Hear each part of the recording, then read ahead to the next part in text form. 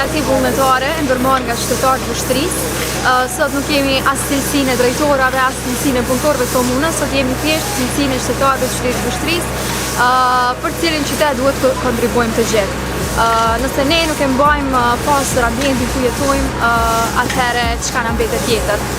Thjesht dua t'ju bëj thirrje gjithë qytetarëve të komunës së Vështrisë që ta ruajnë edhe ta mbajnë pastër ambientin ku jetojnë.